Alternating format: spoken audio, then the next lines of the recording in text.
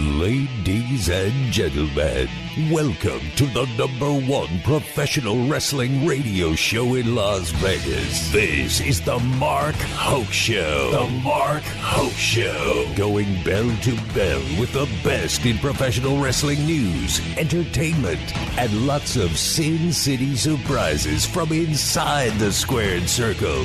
Now, let's get to all the exciting pro wrestling action and bring on the host. Here is Marq Hoke. All right, good morning, Las Vegas. What's going on? Welcome to the Marq Hoke Show here on KDAWN 101.5 FM, the talk of Las Vegas. Very happy to have you joining us as we'll be talking pro wrestling for the next 2 hours. And boy, are we going to have fun doing it. What a night at AEW Full Gear. For the most part, a lot of crazy stuff happening there in the Prudential Center as we see a new TNT champion, Daniel Garcia, and a very, very, shall we say, chaotic end to the evening. But we are going to be getting into all of that with you. And, of course, CM Punk. Get ready, guys.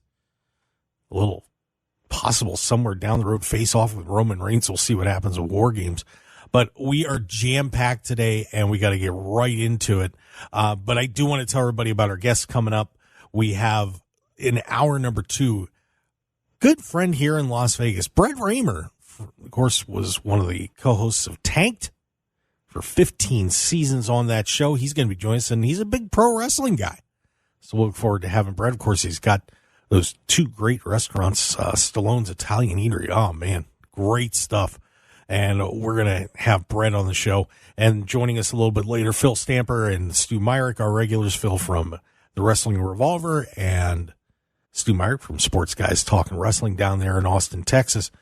We got a great interview coming up here for you as we're going to hear from the guys that successfully defended their AEW World Tag Team Championships last night.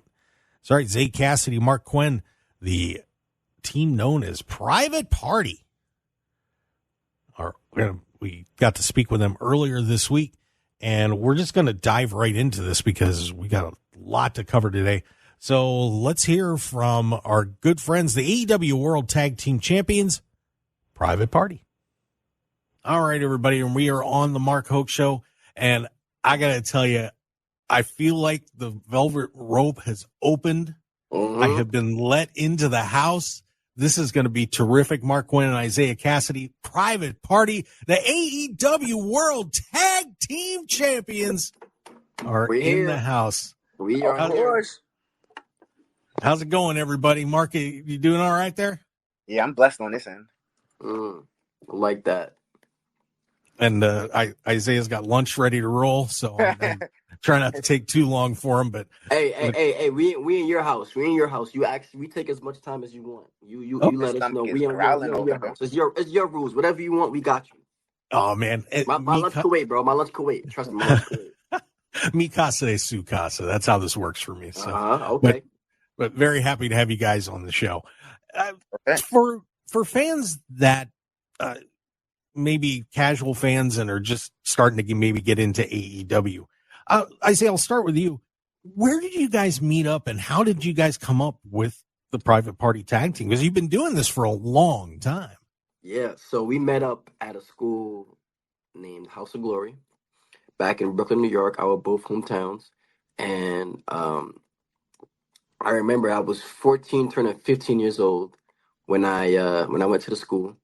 And I remember I had a Jeff Hardy t-shirt on. And mind you, I was super nervous. You know, kid from high school, everybody in the school was a lot older than me. And I remember Quen just navigated towards me. He was like, "Hey, I like your shirt." I'm like, "Oh, thank you. I appreciate it." And he was like, "Who's your favorite wrestler?" And I'm like, "Oh, this guy right here." "Oh, that's great. That's because that's my favorite wrestler." So we both kind of bonded off of Jeff Hardy. And then years as I progressed in wrestling training, we started doing like a lot of drills together. And long behold, everybody knew that whenever there's a wrestling training drill to do, it was always me and Quen, doing it together. And I remember Quen one time said, "Oh yeah, this is a private party." And that's how the tag team name was born. Wow, that's a cool story. Marq, what got you to walk into that school? There was a ring. At the time, I kid you not. What was I doing? I was backyarding in a park, and then someone just said, "Hey, Amazing Red has a school open."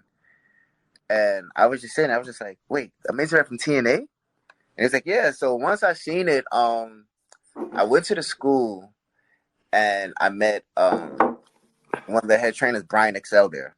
Mm. And he just saw me staring at it, and then he said, "Go ahead, touch it."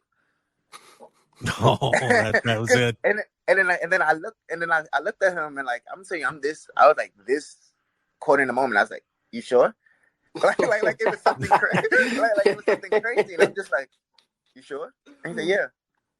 So I touched the top rope and I pulled it, and it was tight. And that was it. That was the moment. I said, "This is where I got to be at." Oh, that's awesome.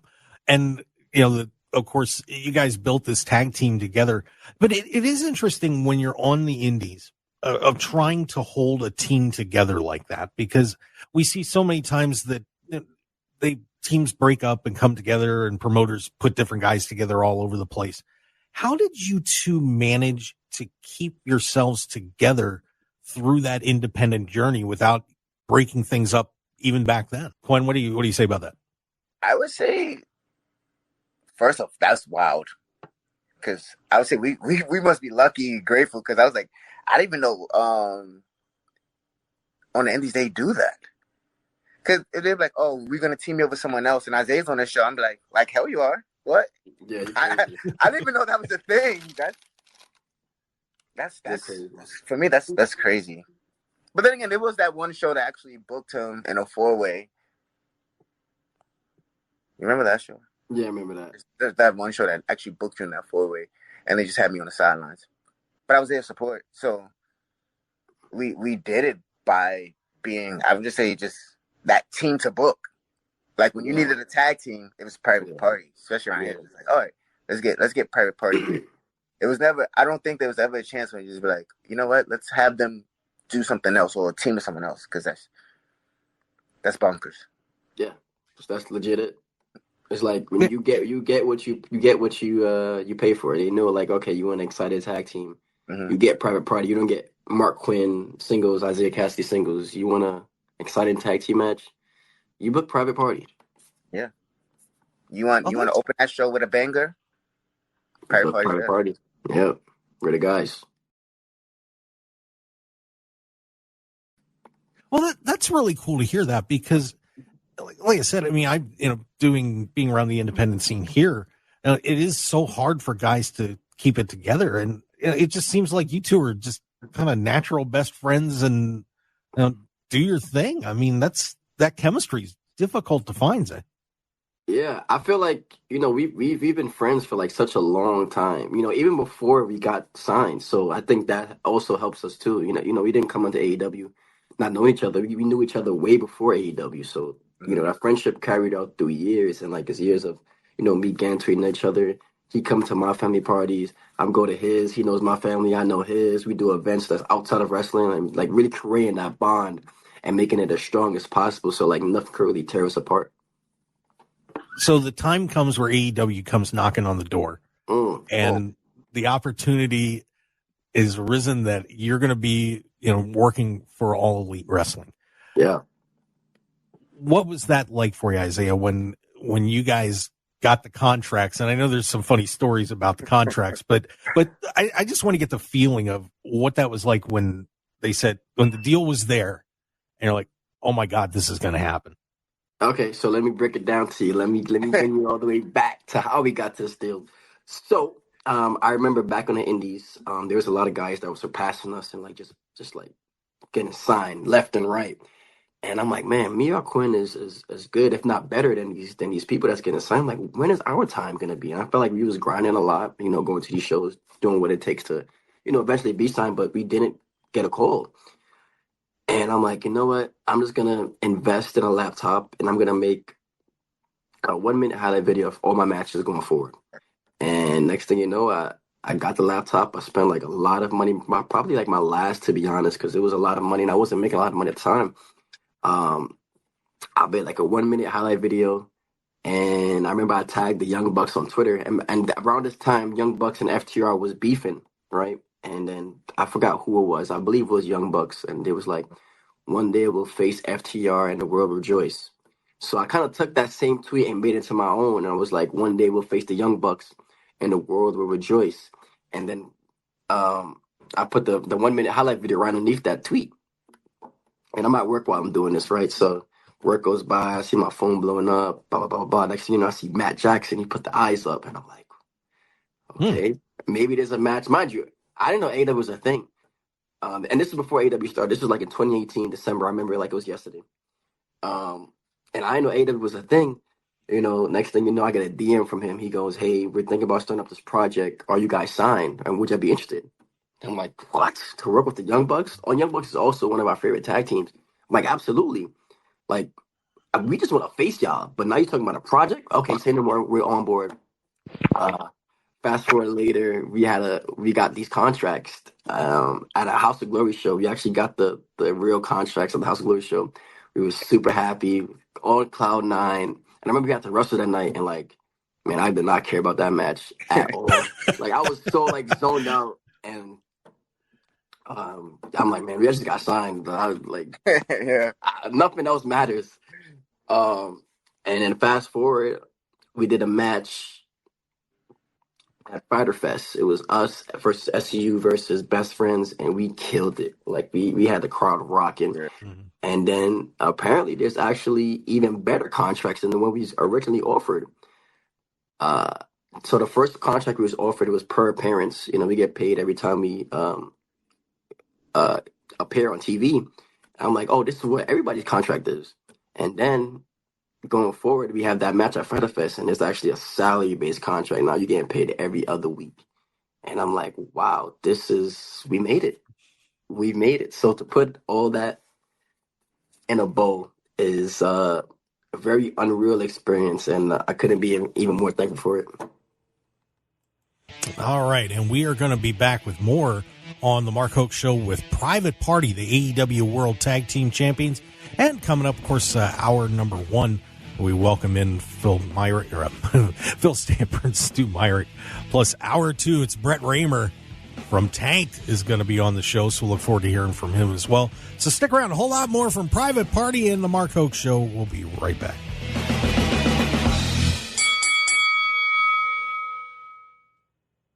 .15 FM KDAWN. This is the Marq Hoke Show. The Marq Hoke Show. Here again, your host, Marq Hoke. All right, everybody, let's get back to it. It is the best in pro wrestling news and entertainment on KDAWN 101.5 FM, the talk of Las Vegas, on the Odyssey app. And for those of you out there that want to stream the show, we're on X at Marq Hoke Show, Facebook, The Marq Hoke Show, and YouTube, The Marq Hoke Show. And let's continue to hear from the AEW World Tag Team Champions, Private Party.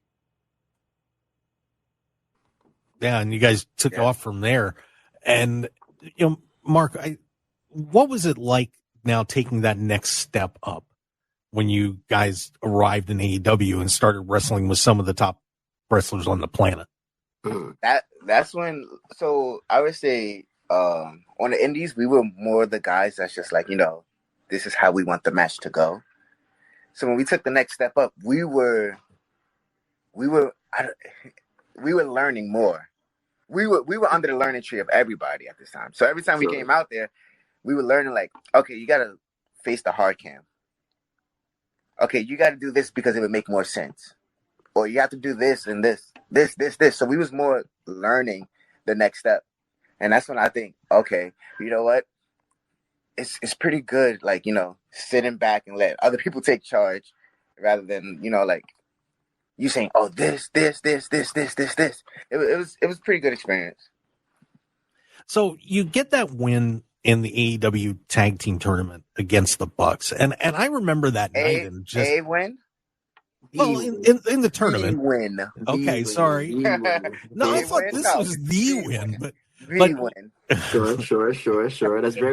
That's appropriate. That is appropriate. All right. So you get the win, and but then of course you didn't advance in the tournament after that. I remember. God. He just had. Well, hang on, I'm getting there. I'm getting there. Why do you have to bring Because that up? I'm telling the story. I'm telling. All right, go ahead. Let him go. Let him go. Let me go. I got this. Right. But I remember everybody was just going crazy when you beat the Bucks. And then after the next round, everybody's like, well, what's Private Party going to do from here? And that's when things got very interesting for you guys. And it went kind of up and down. And, Marq, you got hurt, and just it made for a very long road for you guys to get to the point where you're at now. And I'm curious, what were you thinking in the time between now and then, where, Marq, you were down, Isiah, you were wrestling some great matches, and then Marq, you were coming back and wrestling some great matches. And to finally get to that point where, now people are again looking at us as wanting to become the AEW World Tag Team Champions. It was a crazy ride, man. Oh yeah. I had torn my pec, but I would say, do you remember like how factions and stuff? Do you remember the HFO? Yeah. What do you thought of HFO? I enjoyed it. I mean, I thought you guys did it. I thought it was solid. Be honest, it's okay. It's okay. But it was up and down. It was up and down. It was. Yeah. Okay, so from our perspectives, the HFO when it first started, it was us and Matt. It was a high. Then later on, it became a down, and I just felt like that one is just like, and it was nothing that it was nobody's fault. You can't blame anything. It's just something was not clicking, and then next thing you know, since that wasn't clicking, my muscle stopped clicking and tore my pec.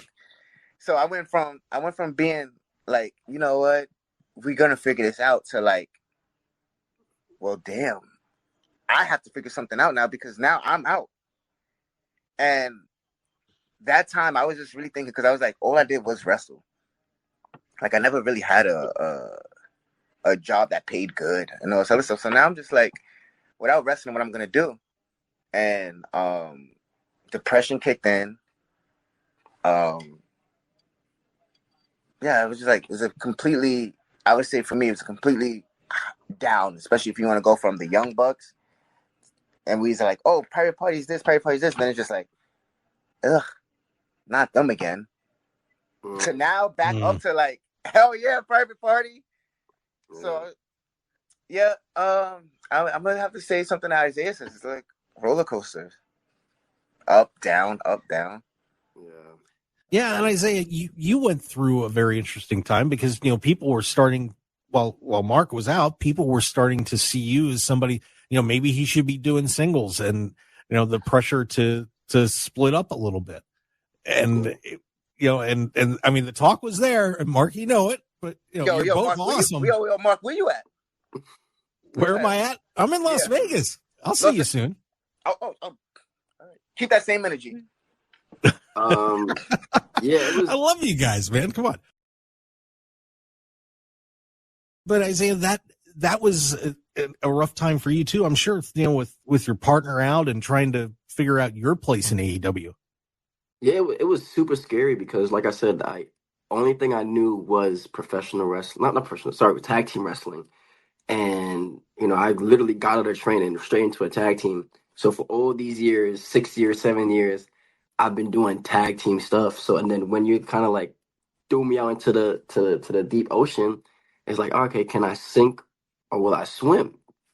And thankfully I had guys like Matt Hardy and Ethan Page kind of hold my hand and walk me through this single journey. And during that time, I really felt like I found out who I was.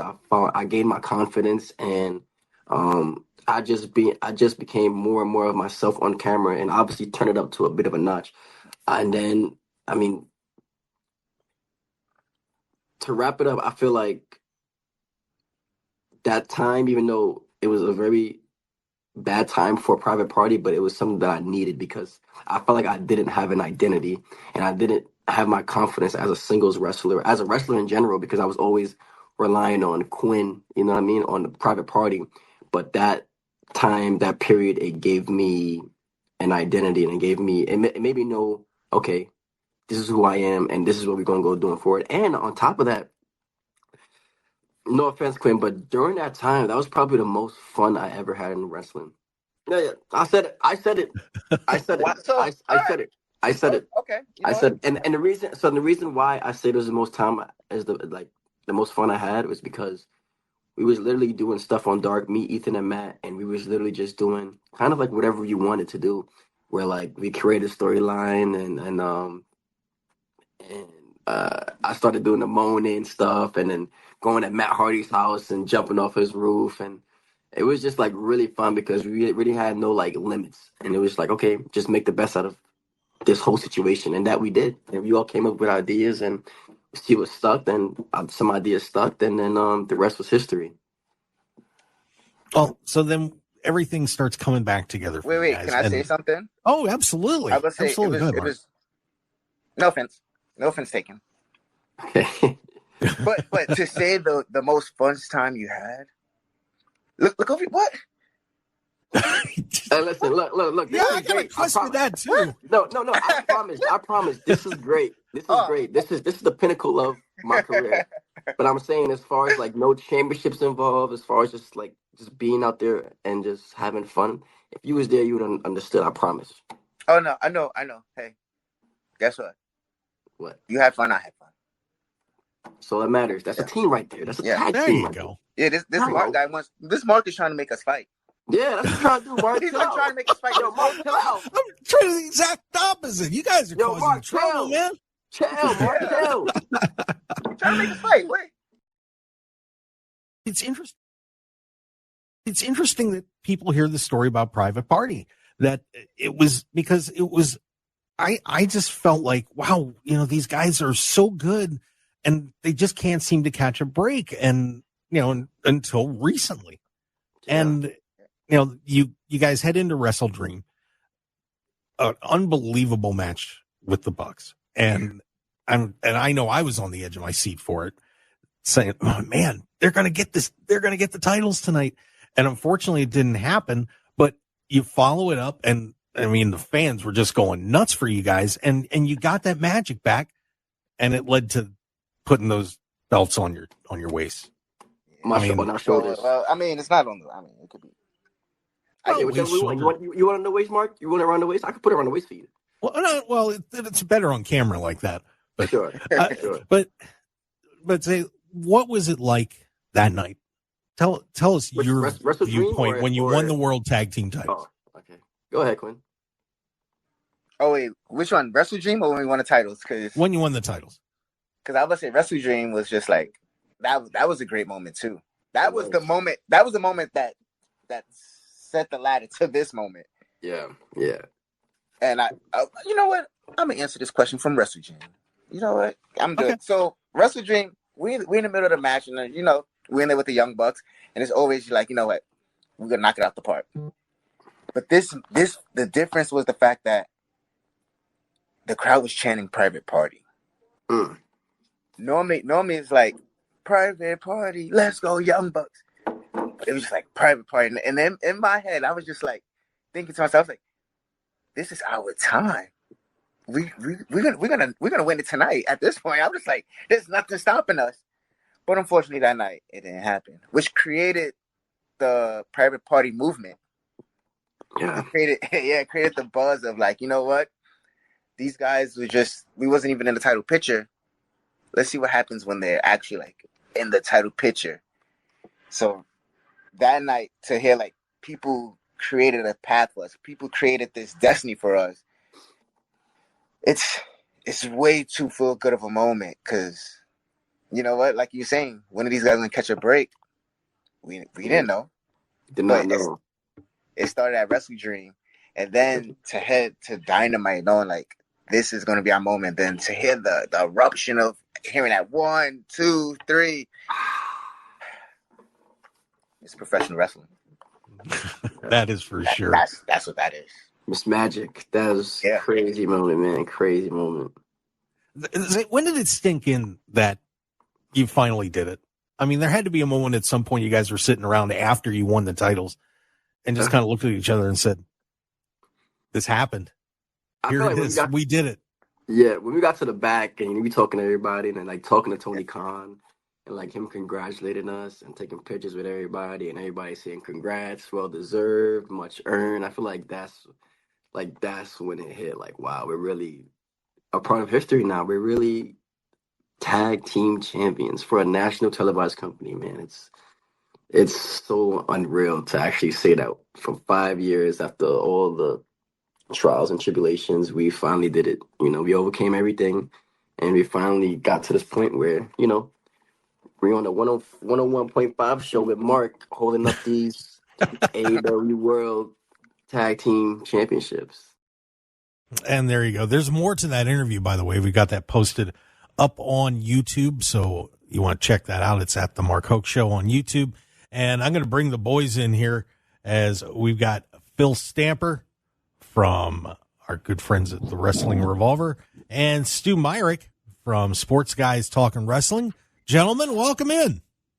Thank you. It'd probably help if I actually had the right glasses on so I could see everything. Tell you, that was a very. I haven't gotten to the point of switching glasses yet. So I've got to get glasses sometime.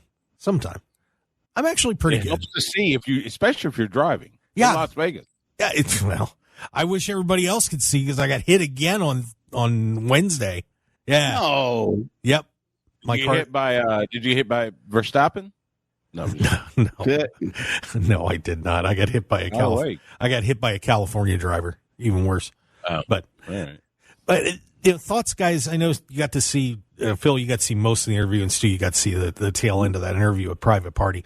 What a great story those guys are. Because I felt like they were really in kind of no man's land in AEW for a long time. The injuries and everything else held them back, and they just did what they need to do at Wrestle Dream, and all of a sudden they were in the World Tag Team titles, and you could tell they were really gracious about it. Phil, what are your thoughts on Private Party? Of course, they retained last night. Mm-hmm. I mean, it's cool to see them because I saw them when they got their start, and to watch how they've risen up has been really just an awesome thing to experience and see them grow as people and as talent.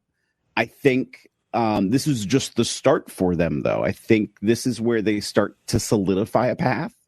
This isn't like, okay, we've reached the pinnacle and it's that's it. It's not like this is the start of another rise because they've reached a point of success. Yeah, I couldn't agree. I couldn't agree more. I got to see them a few times when they would come for Wrestle Circus here in Austin, and two great guys. I mean, fantastic individuals, and it's so good to they got through all the trials and tribulations and the injuries and everything, and now they're on top of the tag team division in AEW. And I really hope that they, like Phil said, that they start the rise to become one of those tag teams that we mentioned up top, with the Bucks, with FTR, with all the different tag teams. I hope that this is the start of their ascension to that rarefied air, if you will. Yeah, they're in a very interesting spot in AEW, and especially right now with the Outrunners kind of breathing down their necks a little bit, and people are really liking the Outrunners, among other teams. I mean, you still got the Bucks who are they're a little hiatus, FTR, House Black. It looks like the Acclaim's going to be splitting up, so we may not have to worry about them anymore in the tag team division. But there's probably going to be a temptation by AEW to put the belts, say, on the Outrunners or somebody else. And I just don't know if that would be the right move. These guys have worked so hard, and they're great to watch. And you got to hear from that interview, man. They're fun too.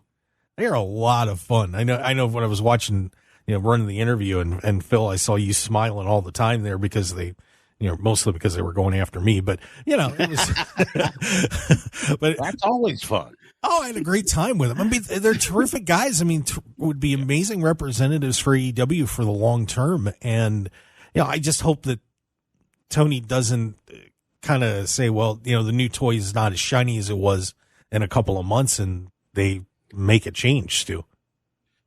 Well, and that's the thing. Tony Khan, God love him, there are times he has a tendency to go, play with the new shiny toy. Yes, the Outrunners, they've gotten over big time. I hope that, they do let Private Party have a decent run as tag champs. Mm-hmm. And I'm not saying don't put the titles on the Outrunners. I mean, it'd be fun. They're a fun tag team, but let's it feels like we're having kind of a reset on the tag team division. Mm-hmm. And I say this with all the love in the world for Matt and Nick. I'm okay with the Bucks being gone for a bit. It's one of those things where, we can't miss you unless you leave. So let's let them sit at home for a bit. Let's miss them. I think I'm still of the thought the heel run was mediocre at best. I think it was forced a little bit. So let's let them sit at home. Let's reset this division. You mentioned FTR. You mentioned the Kings of the Black Throne, of course, House of Black. You've got Private Party, of course. You got the Outrunners. You've got some tag Dustin and Sammy. They're the current Ring of Honor tag team champions. Why not put them in that picture? It feels like, again, just feels like a little bit of a reset for this tag team division that at one time was probably the best in pro wrestling. Phil, your thoughts? In another way, though, I'm kind of thinking of it as, isn't it great that AEW has established that they have a stronger tag division and that it's now realistic where multiple different teams could convincingly carry the championship, mm-hmm. and that the Bucks aren't here, that, we're not talking about them. We're not talking about some other folks who were no longer even in the company, that it's not even FTR. Like, you said FTR in reference to like some of the great quality teams that are generally at AEW, but when we talked about the title picture, we didn't really mention them. And it's sort of like, so you have this broad base of some strong teams there right now. And I think that speaks a lot to where Private Party is right now. And I think it speaks to the strength of AEW and what they've been able to do in their tag division. Yeah, it's going to be fascinating to see where this goes. And they're loaded down there, guys. And we know that there's a ton of talent in AEW, and we'll see how long Private Party gets to hang on. Well, we're not going to hang on to the break anymore. But I do want to, till we get to the break here, but I want to just remind everybody, if you want to bet on pro wrestling, Survivor Series is coming up, as is TNA Turning Point. You can go to betonline.ag, click on the Mark Hoke Show banner, or markhokeshow.com, and click on the betonline.ag banner and use the code BOL1000, and you can get a 50% matching bonus up to $1,000. So you can get $500 right there if you want to throw the money on, and you can bet on pro wrestling. It'll be a great time, and have a little fun with your friends, enjoy yourselves, and maybe get some extra beer money. See, tag team beer money. There you go. No, never mind. Hey, you're right. Thanks. Thanks, Stu. I appreciate that. I was a big fan of Bobby Roode and James Storm. Yeah, there we go. All right. So, betonline.ag. I'll shut up. Let's go to break. Phil Stamper, Stu Myrick, and coming up in hour number 2, we're going to get to talk a little wrestling nostalgia with one of Las Vegas's own, Brett Raymer from Tanked, who is a huge pro wrestling guy, as I found out. So stick around, everybody. We've got a whole lot more on the Mark Hoke Show, the best in pro wrestling on KDAWN 101.5 FM, the talk of Las Vegas, and we will be right back.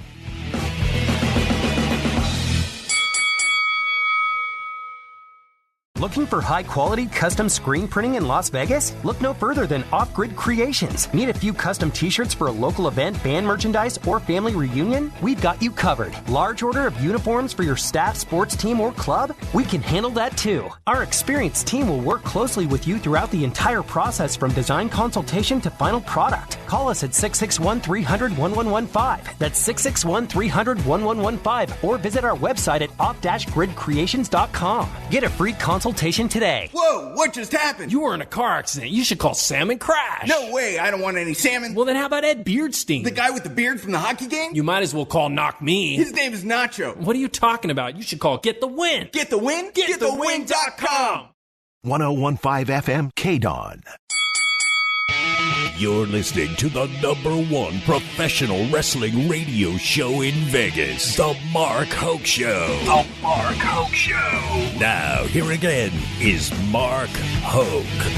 And we return to the Marq Hoke Show here on KDAWN 101.5 FM, the talk of Las Vegas.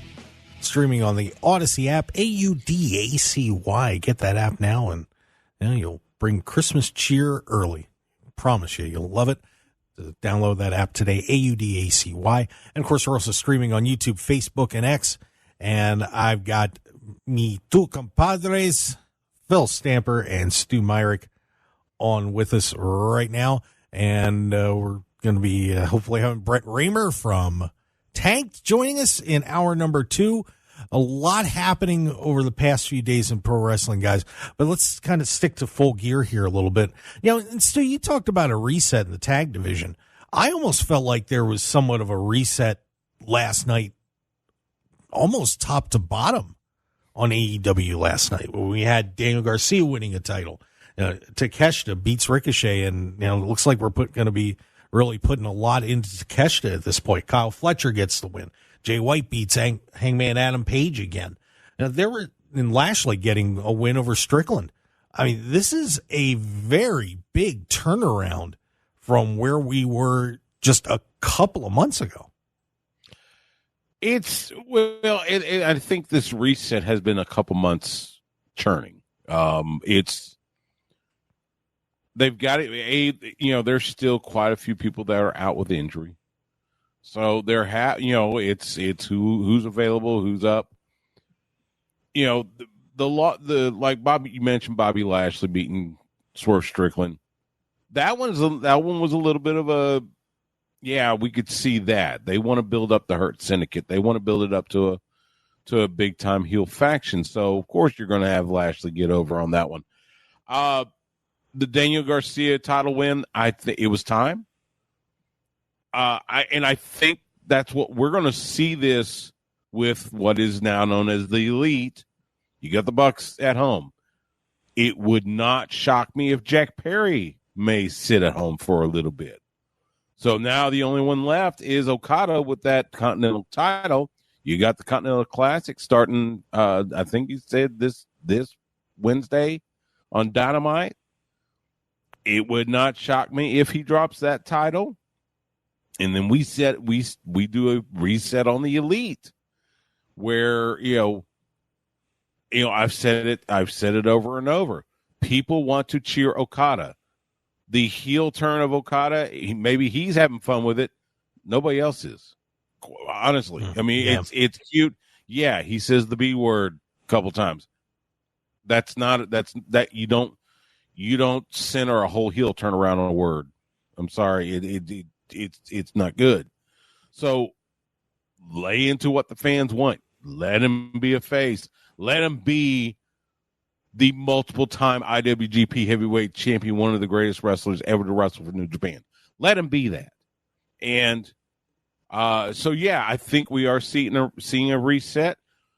And John Moxley did the interview with New York Post talking about it. And I think this storyline is the kind of this is kind of pushing that reset forward.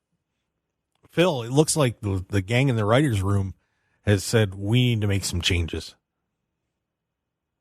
You might want to unmute yourself here, Phil. Here, I'll do it. Sorry about that. That's okay. So we kind of talked about this last week where I mean, Jon Moxley's whole gimmick is AEW needs to be different. Let's make it different. Yes, with a particular tone. But I think the overarching story for AEW is they needed a little bit of a reset. They needed a refocus. It's interesting because, everybody is so quick, because they did this with WWE as AEW was coming on, where it's like, look at the empty crowd spaces. And then AEW in the most recent couple of years, where it's like, look at where their empty spaces are. And you've heard AEW start talking about, okay, we need to reposition ourselves for different size venues that are going to fit our audience. And then, we need to rebuild ourselves in a certain way. And so it's like, I feel like they're finally listening. I feel like they're finally hearing it. I was happy with a lot of the build that they had for Full Gear. And I think that showed up in the building. They started the day, I think, at something like 7,800, 8,000 tickets sold. And they ramped that up pretty quickly through even just the day. So, they filled that building. It looked good on camera. Like I'm really happy with the success that they've made for themselves. And I feel like the whole thing is they're refocusing on a good new direction, new path. And I really, really, really, really hope it's going to work out. Yeah. And, one of the things that happened last night, we're going to dig into a little bit more with Brett when he comes in, but the whole thing that happened with the Boom Man, AJ coming in, and, people dug that whole thing. And, and I got to say that AJ was out there promoting the hell out of this thing. He really was. I mean, it turned out to be all right, Phil. It did. I'm looking at Stu, though. Stu didn't agree. Look, no. I mean, that's fine. I have no idea who these guys are. I'm sorry. It's now, look, okay, I am 56 years old. I don't do TikTok. I don't live on the internet. I watch TV the old-fashioned way, on a TV. I mean, I'm watching NFL Network right now. Patrick Mahomes getting ready for his game. So I had no clue who these guys are, but apparently they're really popular. All right, that's fine. I mean, it was fine. And yes, he was promoting it. I think he was on Jimmy Fallon, and he was, which that's what AEW needs. That's. WWE has kind of cornered the market on those, appearances on like Fallon and Kimmel and the other shows. AEW needs to have their own little. They need to sneak in there a little bit. This is a way to do it. So good on them. It was like one of those things where it's like, okay, sure, it was QT Marshall loses to a guy from Costco. All right. But I'm glad the fans enjoyed it. Yeah, they did. They did. They were really over last night. I was shocked, but it was, and I think it was cool that it was on the pre-show, so it didn't break up the flow of the more serious matches that were coming up. But which honestly is where Shirakawa and Mariah May should have been. Kind of honestly, that was a waste of pay-per-view time. Yeah. Yeah, I'll agree with that. Nevertheless, I don't disagree with that. I also felt a little like, oh, okay. They could even done that on Dynamite. Yeah, that was more of a Dynamite-y segment. Yeah, I would agree with that. But yeah, it was fascinating. A fascinating night last night. One thing, we've only got a couple seconds left, so I probably shouldn't get too deep into it. But I think it was once again a very long night for everybody. And I think that they need to tighten up some of these storylines a little bit and make it a little more exclusive getting on these pay-per-views, because, man, it's 12 matches. You start at 3:30 and it ended around 9:00 last night here. Pacific. So if you're on the East Coast, you're up till midnight. That's a long time. But of course, I went straight from the pay-per-view. I went to the F1 race in Las Vegas. Congratulations, George Russell. Yeah, thanks, guys. So, Yeah, thank you, F1. Anyway, but I want to say hi before we hit the break here real quick. Bionic Scoops in the chat box says, Marq. I say Scoop. And Justin Donahue in the chat box says, hello, gentlemen. Well, hello right back at you, sir. Thanks for tuning into the Marq Hoke Show. We do appreciate it. I don't know who he's talking to. Gentlemen? Really? Yeah, I know, Justin. Good dude. Good dude. Yeah, that's you, Phil. All right. So let's take a break, and we come back. We're just waiting for Brent Raymer to get to the studio, and we'll have him on. And we're going to be talking more Full Gear. We'll talk a little bit about CM Punk. Oh, my God. He and Roman Reigns. Are you kidding me? We're going to go from fighting over a bracelet to fighting over a manager. It should be fun. Stick around there. We got a whole lot more on the Marq Hoke Show. We'll be right back.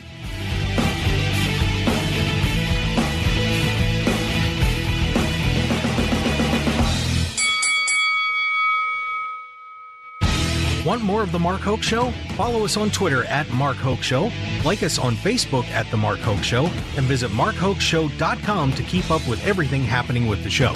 And remember to check out all of our archive shows on YouTube at The Marq Hoke Show and download our podcasts at MarqHokeShow.podbean.com and all your favorite podcast outlets. So join The Marq Hoke Show family today, and thanks for listening.